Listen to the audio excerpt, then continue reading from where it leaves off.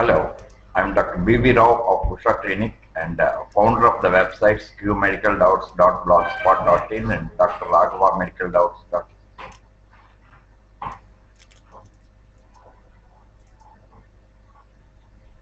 These videos I am presenting are to educate the public of the generally occurring diseases and for basic knowledge for reference of medicos. Today I am going to discuss about the peptic ulcer, folia gastrectomy and other related operations.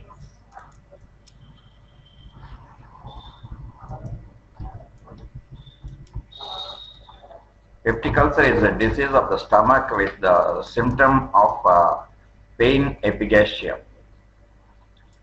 It is of two types, duodenal ulcer and gastric ulcer.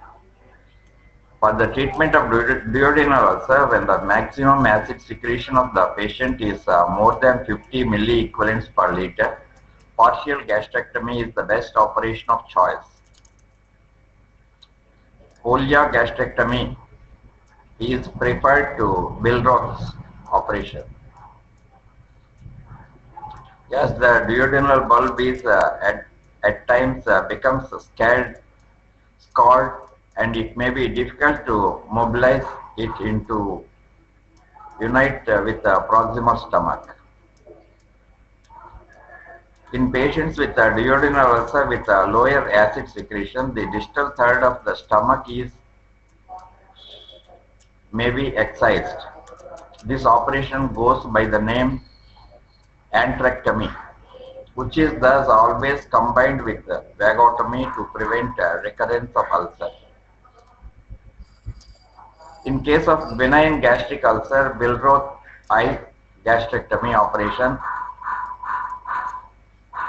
is still the operation of choice. The unscarred and mobile duodenum can easily be united to the proximal stomach remnant. In case of high lesser curve ulcer, it can be excised with a tongue of stomach, preserving longer, greater curvature of the gastroduodenal anastomosis. This operation was described by Shoemaker. High gastric ulcer will also heal if a hemigastrectomy is performed below the ulcer, followed by a plia reconstruction. This is Killing-Medliner's operation. Technique of Billroth's eye gastrectomy. This operation is performed only when the duodenum is wide, mobile and not scarred, adhered or narrow. The mobilization of the stomach and the duodenum are mobilized as it is done in folia gastrectomy. Mobilization of the duodenum is conveniently done by Kocher's method by incising the peritoneum on the lateral aspect of the duodenum, but the lesser curvature is freed of momentum only by 2 centimeters proximal to the ulcer. Just distal to the pylorus, duodenum is divided between the clamps. The distal cut end of the duodenum is covered with gauze and kept aside for anastomosis in the later steps. The transaction of the stomach is carried out with the aid of 2 pairs of clamps applied at an angle to each other.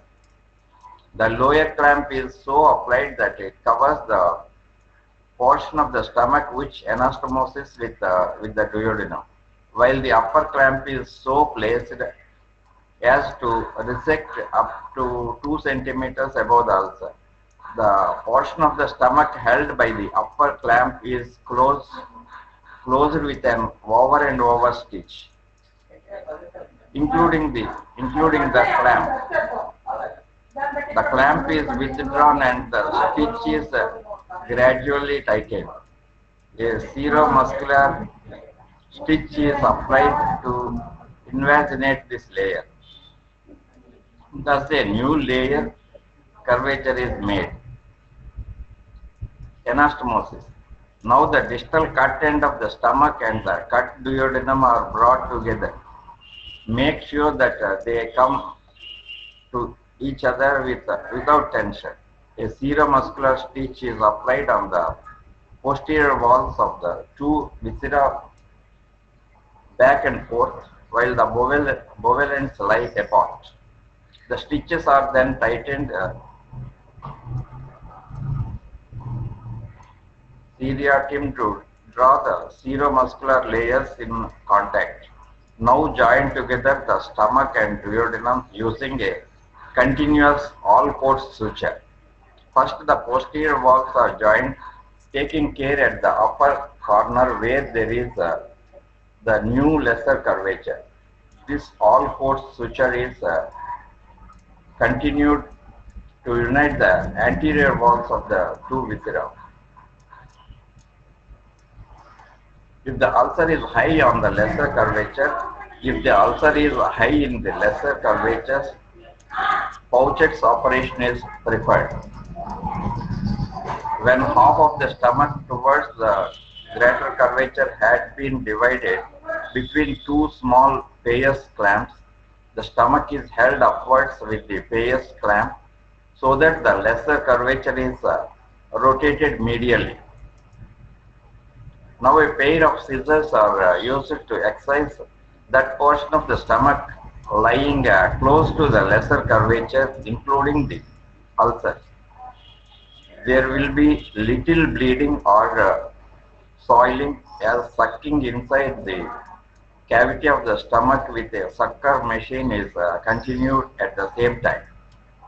Each short segment of the divided walls of the stomach are being sutured with a through and through running stitch, or number 00, a traumatic chromatic CAD, just following division. When the ulcer is adherent to or penetrating the pancreas, if the ulcer is adherent to or penetrating the pancreas, it is to be carefully dissected from the pancreas without opening the stomach. If the malignancy of the ulcer is suspected, a portion of the pancreas should be excised along with the stomach wall around the ulcer, leaving the base in situ. This is then cauterized and covered with the omentum. Post-operative care. Nasogastric tube is left in situ. 2-hourly suction is continued. Intravenous infusion is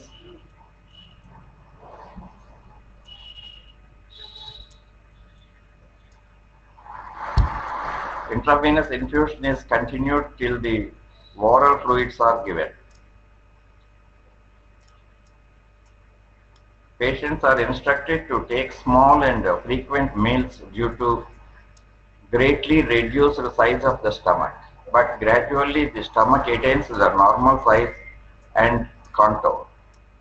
This is all about the peptic ulcer and the operation.